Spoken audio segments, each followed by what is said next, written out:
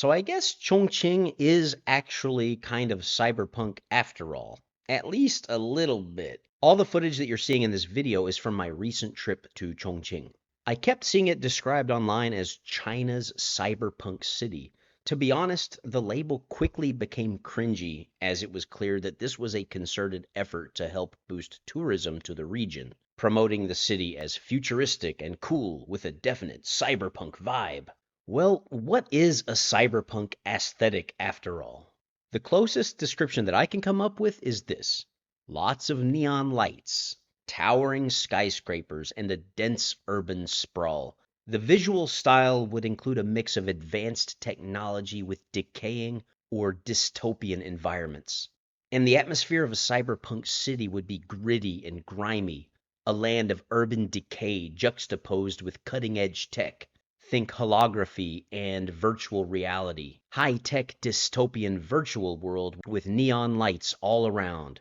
Think dark, wet streets and dystopian urban decay. This pretty much sums up the appearance and basic concept of what a cyberpunk city would look like. The thing you realize very quickly when you start to think of what being cyberpunk actually means, just in terms of aesthetics and atmosphere, you quickly realize that while it might look cool in a movie, it's not actually the kind of place most humans would find desirable to live. We don't even need to get into the other implications of societal and dystopian characteristics that cyberpunk entails. China wants to portray an image of being futuristic, clean, developed, powerful, orderly, and as having a well-behaved, patriotic populace.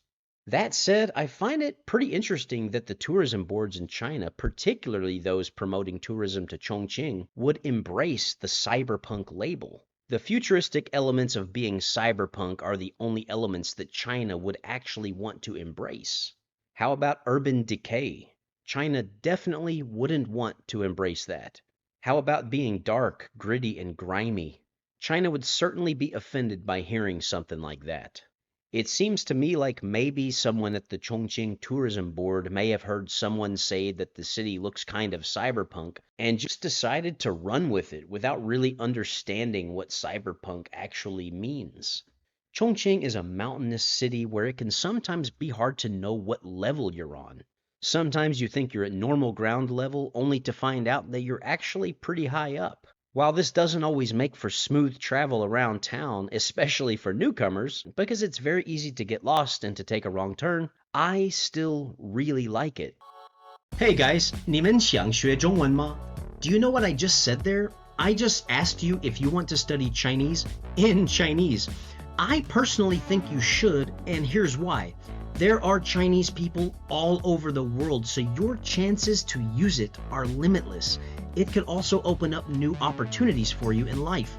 I have partnered with the amazing team at Excel Mandarin, and I encourage you to go check them out.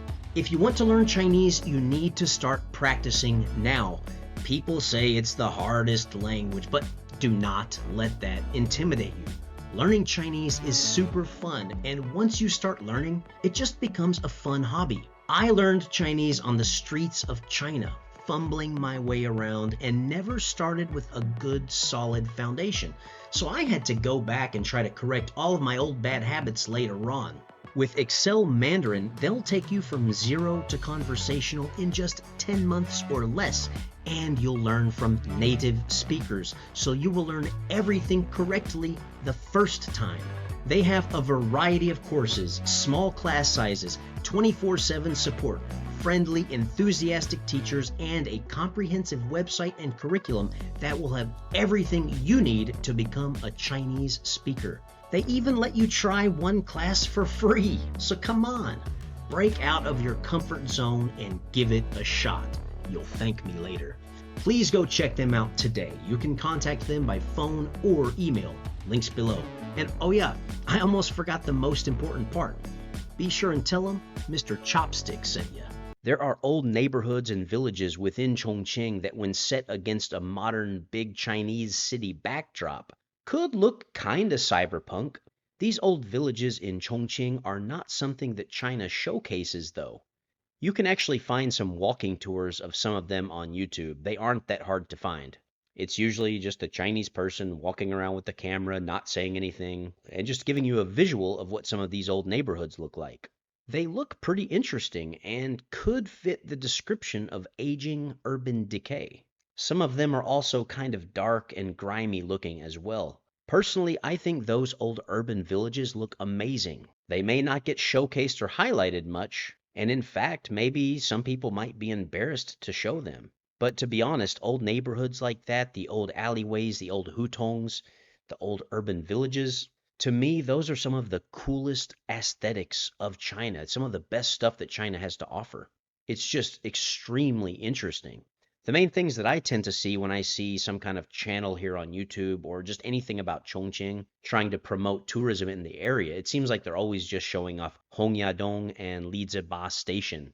And yeah, those areas are kind of interesting, but there's so much more to Chongqing than just that. Cyberpunk also carries the connotation of being futuristic, and that's the main reason that China embraces the label. I guess the neon lights and skyscrapers are futuristic, or are they? I mean, in many ways, Chongqing is definitely a modern megacity, but after traveling through there, I mean, are they really living in the future like some have said? I definitely did not feel like that at all. I personally didn't experience the sensation that Chongqing is a cyberpunk city while exploring it. I didn't feel that they are living in the future. These are just catchy words that make good headlines and might attract some tourists to visit. And hey, if it works, it works. I know China is putting in a ton of effort to try to bring their tourism industry back to life. Another catchy, attention demanding headline that we see on some of these YouTube videos is that Chongqing is the biggest city in the world. Well, that is a very misleading label. Chongqing is a municipality, and if you count its entire landmass, it's roughly the size of Austria.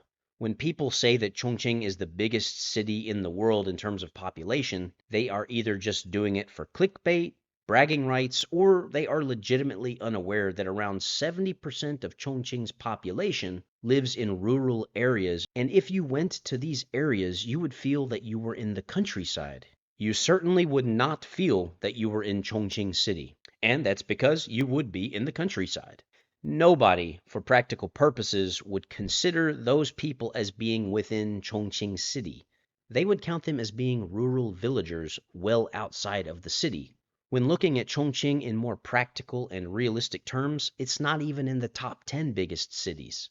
Furthermore, who actually cares? But again, the biggest city tagline certainly does make for some good clickbait. There's no denying that. Biggest city or not, Chongqing is an amazing place. The rivers, the hills, the mountains, the busy pedestrian streets, the rows of restaurants on small alleys where the scent of hot pot lingers in the air, the attractive women, the crowded subways, the magnificent views, the lush green parks, the hustle and bustle, the chaotic and slightly run-down old urban areas that don't get much attention, the air thick with humidity. Now this, my friends, is Chongqing. To hell with the propaganda and the half-truth clickbait labels. Chongqing is good enough as it is. And in fact, the real Chongqing is far superior to what these silly labels make it out to be. Chongqing is not living in the future, as some folks would have you believe. Some parts of the city are very modern, and in some hidden away urban villages, life is quite simple and even primitive. The past meets the present. Old, dark and dreary neighborhoods sit just outside of view from shiny new constructed areas. Skyscrapers exist just minutes away from communities from a bygone era. And thank goodness these old neighborhoods still exist. In China's quest for modernization, so many of these amazing old places have disappeared, only to be replaced by lifeless, cookie-cutter, high-rise, gated apartment communities. Chongqing is hands down one of my favorite parts of China, and if you haven't seen my travel series there, go check it out. I'll put the links in the video description below. It's not futuristic, it's not cyberpunk, it's not 8D, it's not the biggest city in the world. Ignore all the bullshit. It's just an awesome place nestled in a unique part of southwestern China with a topography that would have been a nightmare to build a major city on, but through the decades they've built it up more and more. And what we're left with is a one-of-a-kind place that is unique in so many ways.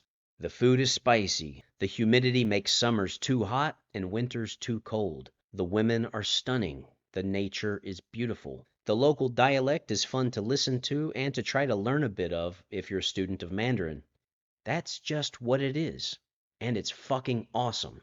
Like, comment, subscribe. I want to give an extra special thanks to all of my YouTube members and Patreon supporters for their help in keeping this channel financially sustainable. Thanks to all of my grasshoppers and tigers, and an extra special thanks to my Pichio gang.